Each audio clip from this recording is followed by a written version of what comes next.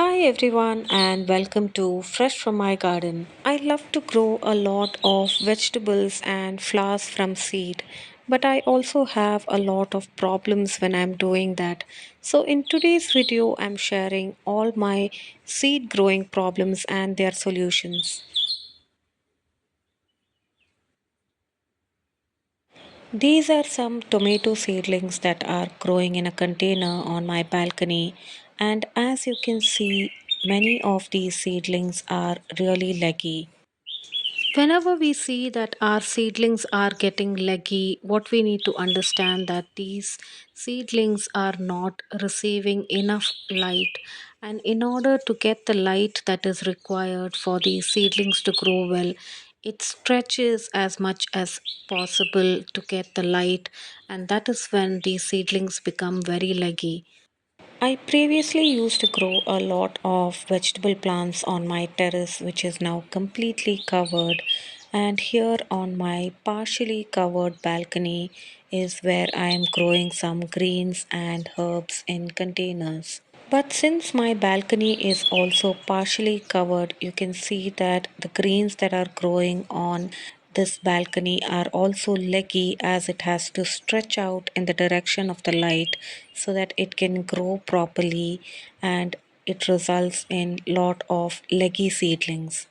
The main issue that I face when I'm trying to grow something from seed in the garden is pest attack by caterpillars and slugs, or rodents and stray cats that dig up many of the seeds and seedlings from containers. So, in today's video, I'm sharing how I found a way around this problem to grow all of these seeds and seedlings in my garden where it can receive enough light so that they can grow really healthy and strong without being leggy and limp. Now, this is a container in which I had started to grow some sunflowers from seed, and they had germinated really well and was starting to grow until they were knocked over by stray cats or rodents in the garden. So, in this container, now I'm planting some methi or fenugreek seeds, and these are really nutritious.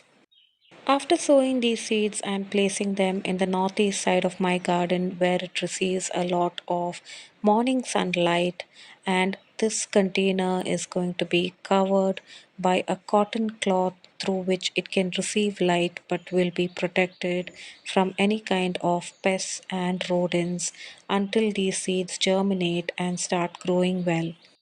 Alternatively, I also bought this seed sprouter tray off of Amazon, which is really easy to use, and we can grow different varieties of greens in them. So, into this tray, I have some spinach seeds that I am sowing on a layer of coco peat. We can use a soilless method also to grow greens and herbs in this tray, but I have used some coco peat along with some neem powder and compost so that the roots can develop well and we can get a good growth on these greens. I recently purchased a seed starting mix from the nursery that consists of coco peat with some rice husk and perlite, and I have added some compost and neem mixture to it to make this potting mix. Once I have sowed the seeds, I am placing them in the northeast side of our garden, and this seed sprouter kit has two trays, which consists of a bottom tray in which we fill water to keep the soil and the seeds moist, and the top tray is where I have filled with soil and sowed the seeds. It is covered with a lid so that it doesn't get attacked by pests and gets enough light for these seeds to germinate well. So, this is the part of my garden which receives a lot of morning sunlight, and it helps a lot of different varieties of seeds and seedlings develop and grow well. Many times I have planted herbs and greens in containers like these, which are kept open, and after a few days and after the plants have germinated, I've noticed that they are knocked over either by stray cats or rodents, and this way I have to start over again. Now here I have a 10-liter water can in which I have added some soil and some flowering seeds that have germinated really well.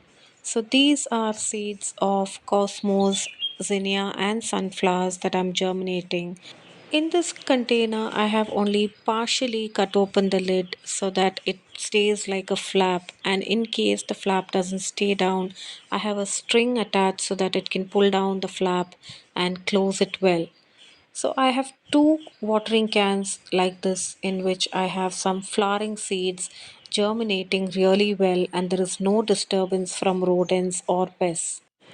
Now, here is one of the trays in which I had previously planted some spinach, and most of them have germinated and are growing really well. Now, in this container, I have some onion seedlings that I grew from seed. Many times I have noticed that with onions grown from seed, the seeds don't germinate well or the seedlings die back very quickly after germination. So this time I decided to cover it with a cloth bag, and I've added a little stick so that the bag stays upright and doesn't fall over the seedlings and damage them. I have also used small containers like these in which we receive fruits and other snacks from the grocery store, and I have added a tray below this so that it will keep the soil moist until the seeds germinate really well. Once the seeds germinate well, I keep the lid open so that it doesn't restrict the seedlings from growing taller and it will not damage these tiny seedlings. So, this is the seed germination and herbs corner from my garden. And until now, it has been successful, and I have been able to grow a few greens and herbs without any damage from rodents and pests. There are a lot of us who face similar issues in the garden, and I hope my video has been helpful in finding a way around these problems without using any harmful chemicals or pesticides in the garden. If you have been watching my videos regularly, please don't forget to subscribe to my channel and do keep watching regularly for more updates from my garden. Thanks for watching Fresh from my garden.